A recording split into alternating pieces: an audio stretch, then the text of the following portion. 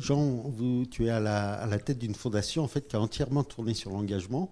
Donc, qu'est-ce que ça voulait dire au début, justement, soutenir l'engagement? Et puis, quel rôle jouent les outils numériques? Parce que le fait que vous soyez installé à la station F n'est pas totalement neutre. Donc, c'était un peu ce que je voulais te demander. Oui, c'était dès le début dans les objectifs d'intégrer innovation et engagement et de voir en quoi l'innovation peut être un levier d'engagement. Je voulais démarrer par une anecdote. On a lancé il y a quelques semaines un concours de photos en coopération avec Fraternité Générale, un concours qui s'appelle Je m'engage en images. Et donc, l'exercice est simple, hein. Il s'agit de soumettre une photo qui représente l'engagement. Donc, je vais vous demander juste une seconde maintenant de imaginer, si vous aviez à faire cet exercice-là, une photo qui représente l'engagement. Là, ça fait 2 jours qu'on en parle. Qu'est-ce que vous prendriez en photo? Et c'est pas forcément évident. Et donc là, on a vu les résultats de ce concours photo qui est posté sur Instagram. Vous pouvez les voir sur le site qui s'appelle Je m'engage en images. Je vais participer au jury à la rentrée et je suis très embêté parce que les photos qui symbolisent l'engagement pour le grand public. Donc on a eu énormément de photos de militaires. On a beaucoup de militaires, beaucoup de légionnaires aussi. Donc il y a 15 ou 20 photos qui sont sur cette thématique-là de l'engagement militaire. On a pas mal de pompiers aussi. Et puis, il y a eu tout un lot de photos sur des espèces animales en voie de disparition. Alors, on a des guépards, des rhinocéros, toute une série d'espèces en voie d'extinction qui, pour beaucoup de gens, symbolisent l'engagement. On a eu également dans ce concours énormément de photos de manifestations de rue, donc alors les grèves SNCF, les manifestations des personnels soignants. Donc il y a énormément de photos sur ce thème-là. Il y a également un sexe féminin en noir et blanc qui a été mis en photo. On a du mal à comprendre le lien avec l'engagement. Mais en tout cas, et puis beaucoup de photos de mariés aussi. Donc énormément de mariés, de premiers communions, de choses soit autour du mariage, soit autour de la religion. Alors c'est vrai que quand on doit parler d'innovation et d'engagement, là on est dans une vision qui est quand même très travail, famille, patrie. On va être un petit peu embêté pour sélectionner les photos symbolisant l'engagement de demain en fait sur ce concours. Mais c'était intéressant en tout cas de voir pour le grand public quand on pose la question qu'est-ce que ça veut dire l'engagement et on est toujours sur des sortes de valeurs fondamentales. Nous, c'est pas du tout ce qu'on constate. Effectivement, on a nos bureaux dans la station F. Donc, en 2 mots, pour ceux d'entre vous qui connaissent pas ce lieu, c'est l'ancienne halle Fraissinet qui est à Paris. C'est un immense bâtiment qui était une ancienne gare de cargo, donc qui fait 35 000 mètres carrés et qui a été donc repris par Xavier Niel pour en faire le plus grand campus de start-up au monde. Il y a 1000 start-up, alors que normalement, un campus de start-up, c'est environ 30 ou 40 start-up. Aux États-Unis, les plus gros font 100 ou 200, et là, il y en a 1000, donc 3000 personnes qui sont dans ce bâtiment et qui, du coup, lancent des startups toute la journée sur différents domaines. C'est un choix particulier pour une fondation que de se mettre dans ce bâtiment, au cœur de l'innovation. Alors, on n'est pas que dans l'innovation sociale, bien entendu, hein. Il y a simplement une part des startups qui intègrent l'innovation sociale. C'est très intéressant, donc c'est quasiment exclusivement des personnes qui vont avoir entre 25 et 35. Hein. C'est vraiment cette génération-là. Certains intègrent l'intérêt général et l'innovation sociale dans leur projet. Enfin, pour certains, c'est le cœur de leur projet.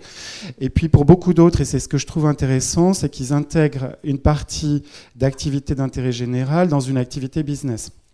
Donc il y a un modèle économique, on fait du business. On n'attend pas d'être riche, parce que c'est souvent un peu le postulat, c'est quand je serai riche, je donnerai. Bon, le déclenchement ne se fait pas forcément. Mais là, c'est dès le début, avant même d'être rentré dans ces fonds, dans l'activité va être intégrée une partie d'intérêt général. Ça peut être des services gratuits à certaines personnes ou autres.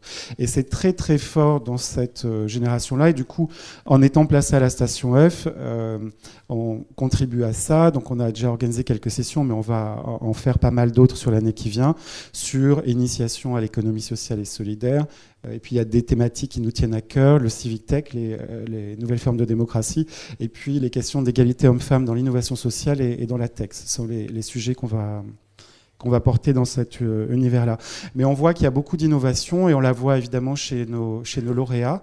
Donc on organise chaque année un concours national. On a eu 700 candidatures cette année. Sur les 701 candidatures, même précisément, il y avait 81% de ces candidatures qui indiquaient que le numérique avait une place importante dans leur action.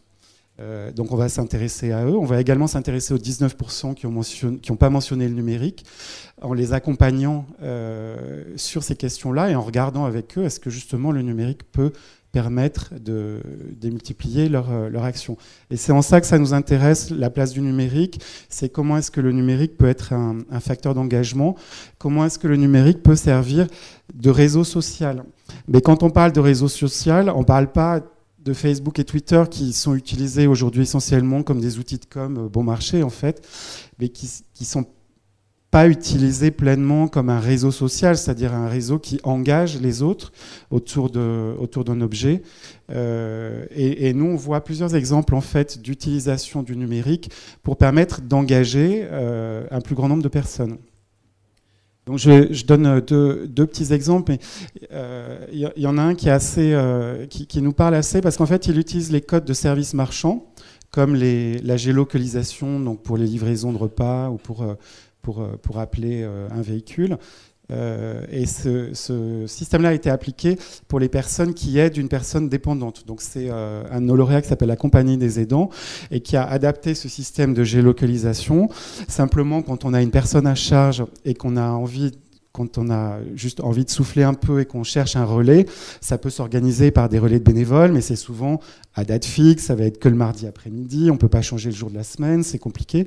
Et la Compagnie des aidants, en fait, a utilisé ces outils numériques pour permettre à des réseaux de bénévoles, alors ils sont évidemment formés avant, hein, mais des réseaux de bénévoles d'indiquer quand est-ce qu'ils sont dispo, et ça veut dire que pour une personne, pour un aidant, il peut se lever le matin et dire vraiment aujourd'hui j'ai besoin de souffler un peu, faire appel à des aidants qui seront géolocalisés, qui ont indiqué leur dispo ce jour-là, et l'affaire peut être conclue en 1 heure et avoir quelqu'un qui prend le relais. Donc c'est sur ce type d'outils, ça permet de vraiment élargir le champ du bénévolat et le rendre très fluide et accessible, et c'est dans l'utilisation des mêmes services marchands, parce qu'aujourd'hui on a l'habitude de commander des choses très facilement, qu'on peut l'adapter au bénévolat. Il y a un autre petit exemple donc, qui est un de nos nouveaux lauréats donc, qui travaille au CHU de Rennes. Donc, c'est une association qui s'appelle les Petits Doudous, qui distribuait des doudous donc, aux enfants avant leurs opérations pour éviter qu'ils arrivent en larmes au bloc opératoire. Et donc là, ils ont pris les jeux vidéo dont tous les enfants ont l'habitude pour faire un parcours en jeu vidéo de leur parcours opératoire. Et du coup, on a des enfants qui arrivent détendus au bloc, qui s'endorment avec la tablette dans les mains, ils font un jeu, ils deviennent le héros à la fin du jeu, bien entendu, et c'est un accompagnement avec simplement les outils dont ils ont l'habitude. Et c'est sur ce type d'exemple qu'en fait le numérique peut apporter beaucoup de choses sur ces questions d'engagement. Et pour nous, et je conclurai là-dessus, il y a la notion du collectif qui est très importante, à tel point qu'un engagement individuel, un projet en fait, qui serait un simple engagement individuel porté par une personne, même s'il y a une innovation technologique fabuleuse, ce projet-là ne sera pas retenu. On ne retient que des projets où il y a une forme d'engagement collectif. Alors c'est un choix en tant que fondation. C'est aussi peut-être le rôle des fondations aussi à un moment donné de guider dans telle ou telle direction. En tout cas, nous, on guidera cette question d'engagement uniquement dans le sens du collectif. Et donc on rejette tous les autres projets qui seraient sur l'engagement individuel. Voilà, c'est notre choix. Merci Jean. Je pense qu'effectivement, on reviendra un tout petit peu à la fin sur individuel collectif.